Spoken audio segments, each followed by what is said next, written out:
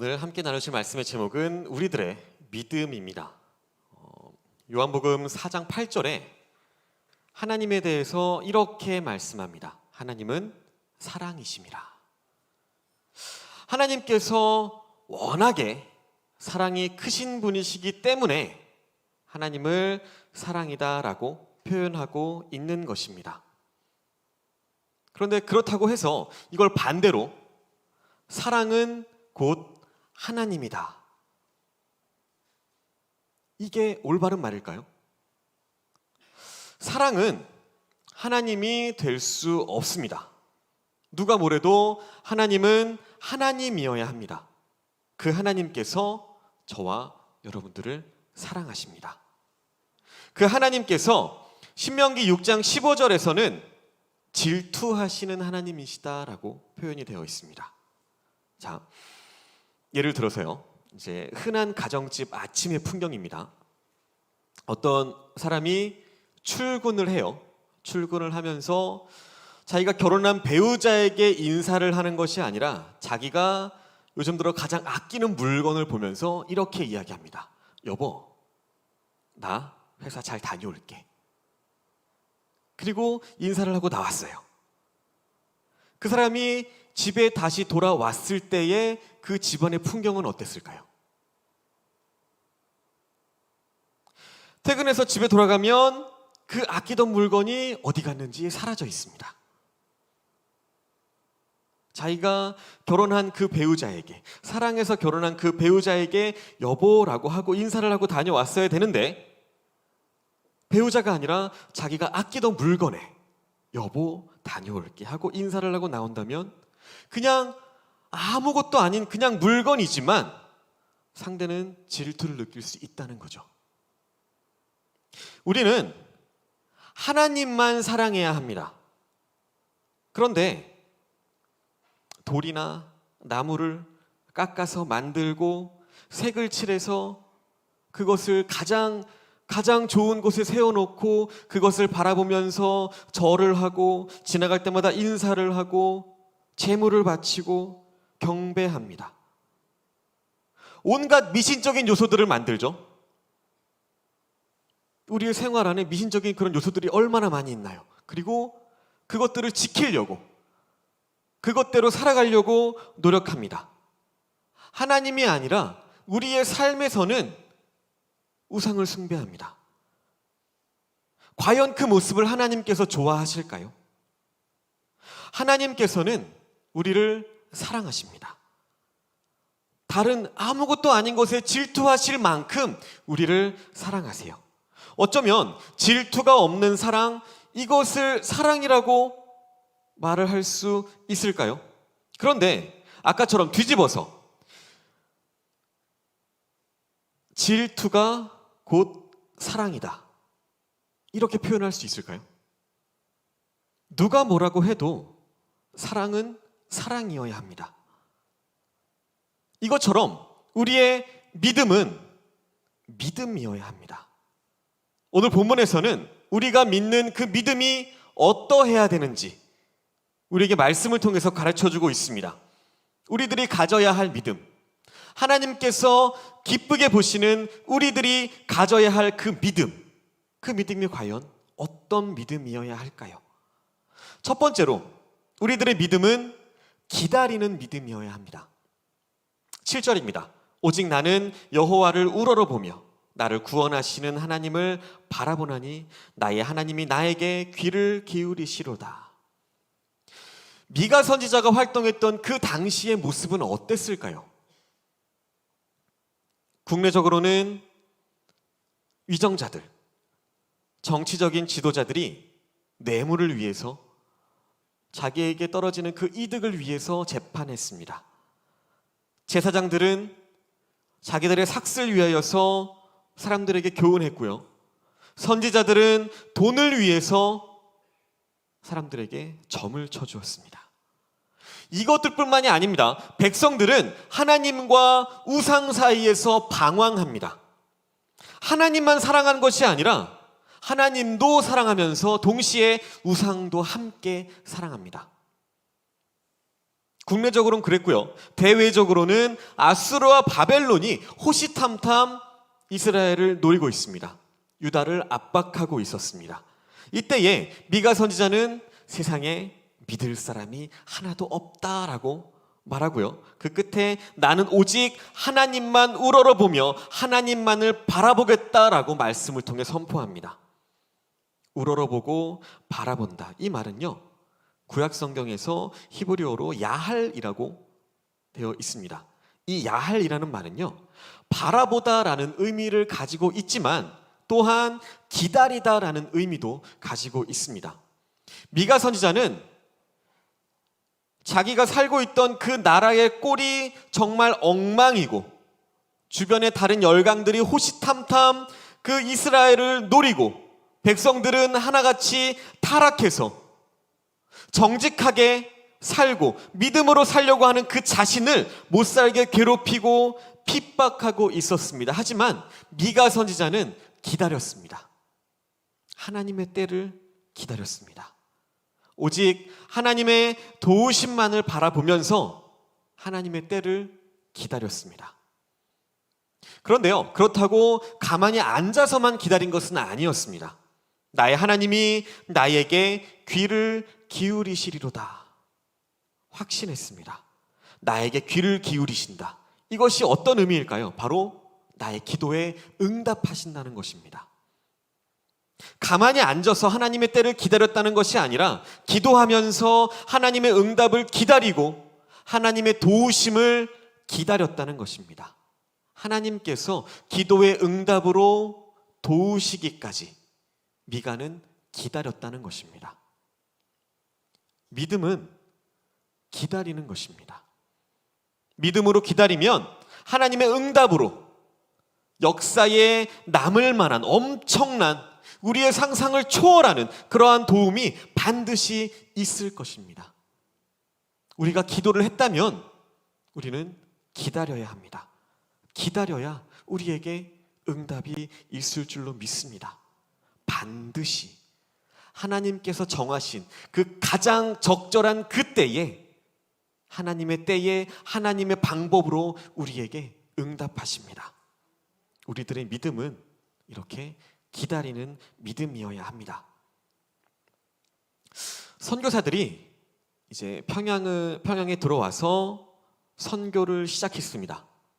그리고 한두 개의 교회가 세워졌습니다. 선교사님들의 전도를 받아서 이제 어떤 부인이 신앙생활을 시작했답니다. 그리고 평양에서 살다가 그렇게 신앙생활을 하다가 남포라는 지역까지 이사를 왔답니다. 평양에서 남포까지의 거리는 대략 40km 정도라고 해요. 이 부인이 평양에 교회가 있을 때는 이제 열심히 신앙생활을 할 수 있었는데 그 이사온 남포에는 교회가 없었기 때문에 남포에서 평양까지 그 교회까지 주일이면 이제 예배를 드리러 갔다는 겁니다. 그 거리도 굉장히 먼 거리여서 이제 주일 전날 토요일에 이제 소가 끄는 달구지를 타고 평양에 가서 하룻밤을 자고 주일에 이제 낮 예배 그리고 저녁 예배까지 드린 후에 그 다음 날인 월요일에 다시 남포로 돌아왔다는 겁니다. 이 부인에게 소원이 하나 있었습니다. 뭐였을까요? 살고 있는 그 남포에 예배당이 세워지는 거였습니다. 이렇게 기도합니다. 하나님, 내가 가진 힘, 내가 가진 재산만을 가지고는 결코 예배당을 지을 수 없습니다. 하나님의 방법으로, 하나님의 도우심으로 예배당 하나만 세워주세요. 이 기도를 무려 5년 동안 들었답니다. 그동안 평양에서 남포까지, 남포에서 평양까지 주의를 지키기 위해서 매일 그 2박 3일간의 그 일정을 계속해서 해나갔다는 겁니다.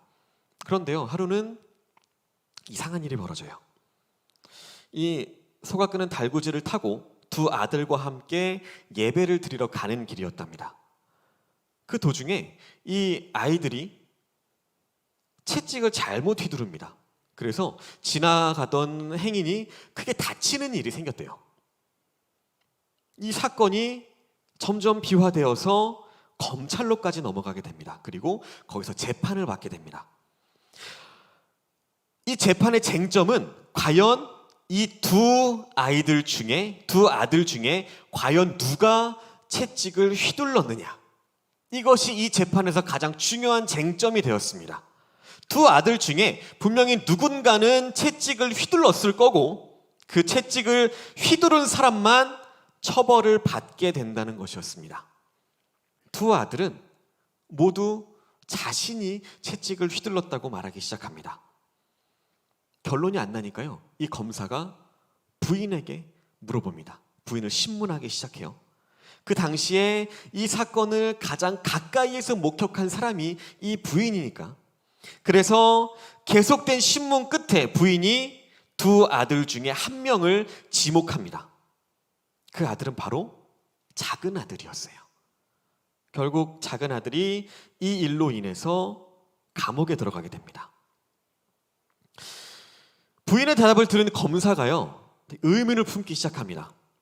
이런 상황이라면 보통은 큰아들에게 옥살이를 시켰을 텐데 작은 아들을 지목한 것이 굉장히 이상했습니다.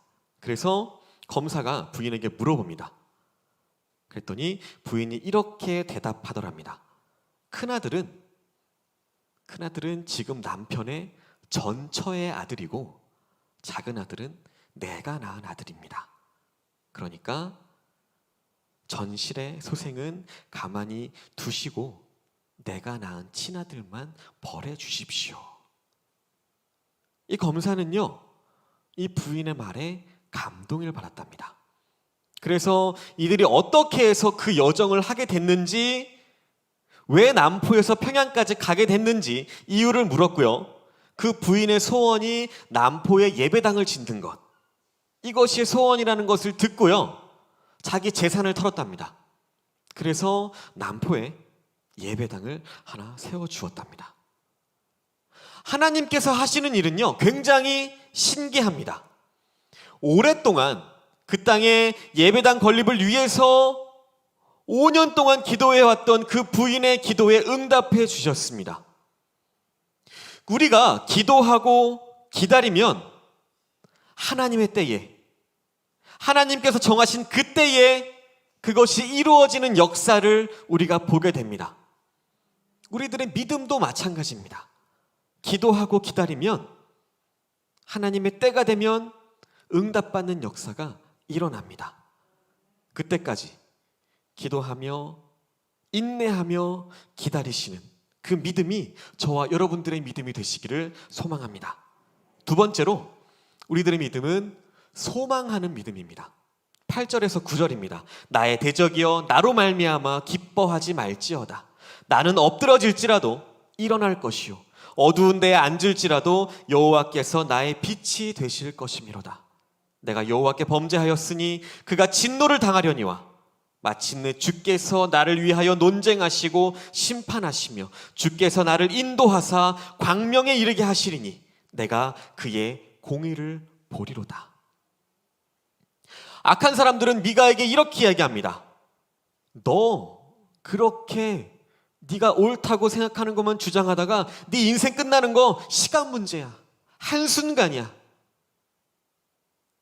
또 열방들이 이스라엘을 바라보며 이스라엘은 풍전등화와 같다고, 금방 꺼질 거라고 조롱합니다. 도대체 너희를 돕는 하나님이 어디에 있다는 거야? 비아냥거립니다.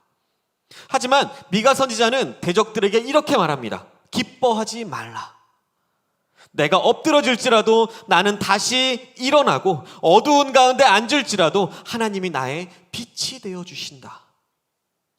단호하게 선포합니다. 난감한 일을 당했을 때 하나님의 도우심으로 다시 일어난다는 겁니다. 재기할 거라는 겁니다.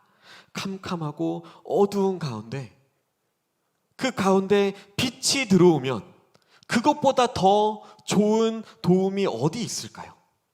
하나님께서 내가 그런 어둡고 절망적인 상황에 처했을 때에 정말 가장 바라고 원하던 그런 도움이 되어 주신다는 의미입니다. 그렇게 제기한 사람이 누구일까요? 성경에 나오는 다니엘입니다. 다니엘은 하나님께 열심히 기도했습니다. 열심히 기도 생활을 하다가 모함에 빠집니다. 그리고 깊은 굴에 갇힙니다. 그리고 그 굴에는 굶주린 사자가 있었습니다. 그 상황, 그 장면에 과연 다니엘에게 희망이 있었을까요?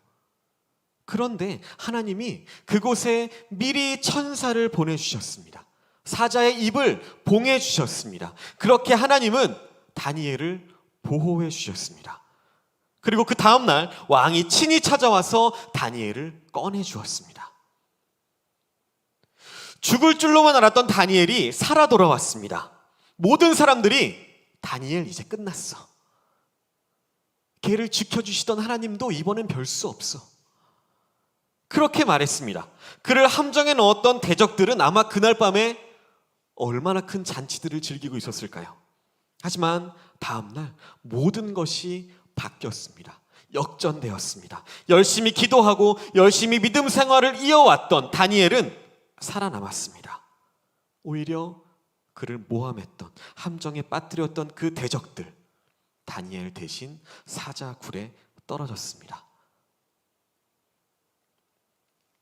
지금도 우리가 살다 보면 미가 선지자나 다니엘이 경험했던 그 일들 너무나 숱하게 경험합니다. 우리가 그런 위험에, 그런 어둠에 빠져 있을 때마다 주변에서는 그러죠. 저 사람이 이제 끝났어. 저 가정은 이제 끝났어. 그렇게 교회 다닌다고 그렇게 하더니 이제 다 끝난 것 같아. 하나님이 어디 있겠어? 그런데요, 하나님께서는 살아계십니다. 하나님께서 살아계시기 때문에 우리가 어떠한 상황이든 그 살아계신 하나님만을 믿는다면 절대로 좌절하거나 실망하는 것 우리에게 있을 수 없는 일들입니다. 하나님을 믿기 때문에 하나님께서는 우리를 붙들어 주시고 그 어둠 가운데서 다시 꺼내 주십니다. 그리고 다시 세워 주십니다. 그래서 우리들의 믿음은 어떠한 고난 중에서도 소망을 갖는 믿음이 되어야 합니다.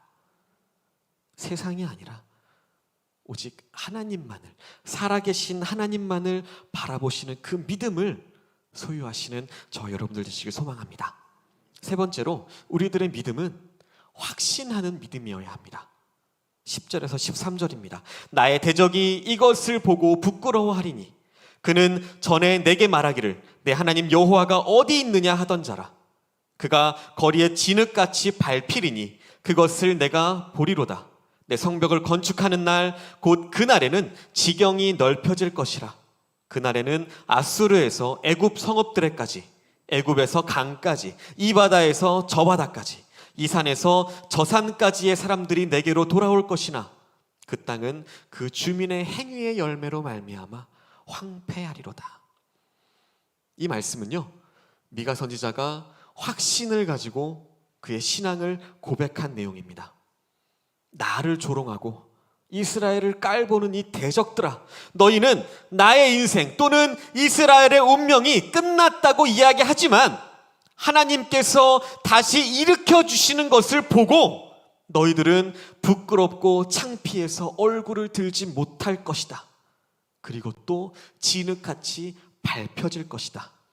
내가 이것을 내 두 눈으로 똑똑히 보게 될 것이다 라는 확신의 내용입니다.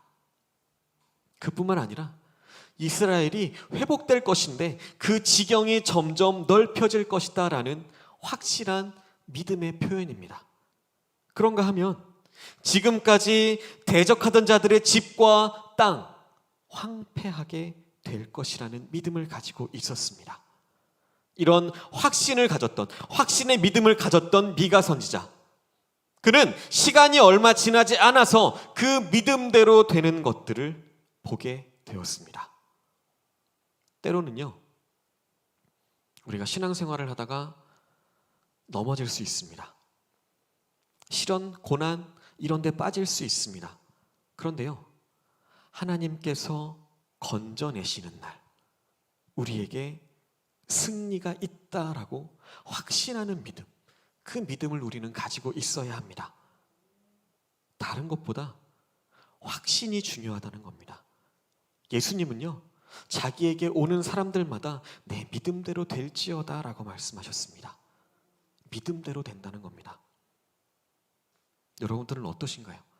확신하는 믿음을 갖고 계신가요? 오늘 중고등부 설교 때 도피성에 관한 그 말씀을 나눴습니다. 그러면서 제가 말씀 묵상하면서 저한테 떠올랐던 기억이, 저는 살아오면서 늘 되게 나는 되게 운이 없는 사람이구나 라고 생각하며 살았습니다. 뭘 해도 한 번에 안 돼요. 뭔가 이렇게 추첨 같은 거 하잖아요. 절대 안 걸립니다. 꼭 내가 생각하는 최악의 시나리오 이거대로 됩니다. 신기하죠? 그러면서 어느 순간 제 입에 붙은 말이 있었어요. 뭐였냐면, 왜 나만? 왜 나만?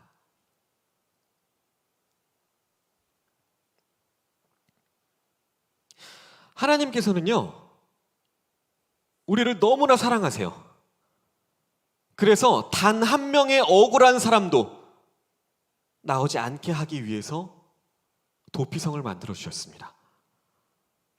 말씀을 준비하면서 보니까요, 도피성이 그 땅에 6개가 있었대요. 그런데 하나님이 정말 얼마나 오묘하게 배치를 하셨든지 어느 지역에서 일이 터져도 하루 안에 갈 수 있는 거리에 도피성들이 있었답니다. 하나님께서 그렇게 우리를 사랑하셨어요. 그리고 지금 우리에게, 지금도 하나님께 택함받은, 하나님께 사랑받고 있는 우리들에게 도피성을 만들어 주셨습니다. 그게 뭔가요? 바로 예수님이세요. 예수님과 있으면 우리는 이길 수 있습니다. 어떠한 상황이건 억울한 일을 당하지 않을 수 있어요. 승리합니다. 우리가 정말 억울한 일을 당했을 때, 기가 차고 어이가 없어서 아무것도 생각이 나지 않을 때, 너무나도 어려운 문제 직면해서 답이 보이지 않을 때, 제 입술에서 왜 나만이라는 말이 계속해서 나왔을 때, 그때를 돌이켜보면 예수님께로 가지 않았던 것 같아요. 여러분들은 어떠신가요?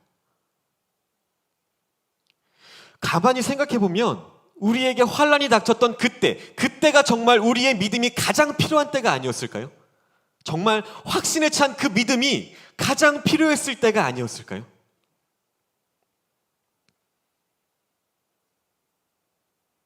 하나님께서 우리를 사랑하셔서 하나뿐인 아들 예수님을 우리에게 도피성으로 주셨어요. 그런데 왜 우리는 확신하지 못하고 있는 걸까요? 왜 정작 믿음이 필요해야 할 그때 우리는 예수님께로 가는 것이 아니라 왜 원망하고 불평하면서 예수님과 멀어지냐는 겁니다.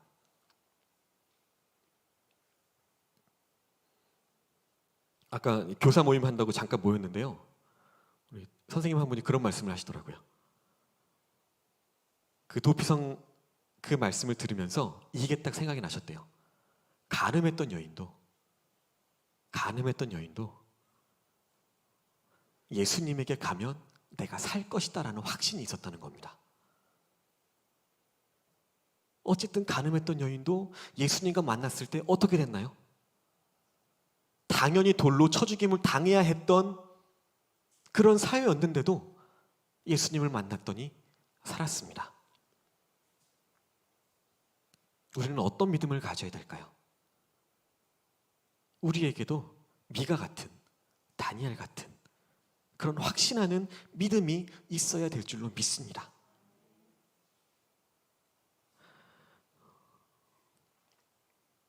말씀 맺겠습니다. 오늘 말씀을 한번 간단히 정리해 보겠습니다. 먼저 우리들의 믿음은 기다리는 믿음이어야 합니다. 기도하다가 낙심하지 말아야 합니다. 기도의 응답도 하나님의 정하신 때가 있다는 겁니다. 하나님의 도우심의 때가 반드시 있습니다. 우리는 먼저 기도하고 응답, 즉 하나님의 도우심을 끝까지 기다려야 합니다. 그리고 두 번째로 우리들의 믿음은 소망하는 믿음이어야 합니다. 하나님은 살아계십니다. 그 살아계신 하나님을 우리가 믿는 한 우리에게는 결코 실망과 좌절이 있을 수 없습니다. 그래서 소망하는 믿음, 좌절하지 않는, 실망하지 않는 그런 살아계신 하나님을 소망하는 그 믿음을 우리는 가지고 있어야 합니다. 마지막으로 우리들의 믿음은 확신하는 믿음이어야 합니다. 믿음은 우리의 말에서 끝나는 것이 아닙니다. 우리의 행동으로 믿고 우리의 몸으로 믿고 우리의 삶으로 우리의 생활로 믿는 그런 확실한 믿음이어야 합니다. 이 믿음이 저와 여러분들의 믿음이 되시기를 예수님의 이름으로 간절히 소망하고 축복합니다.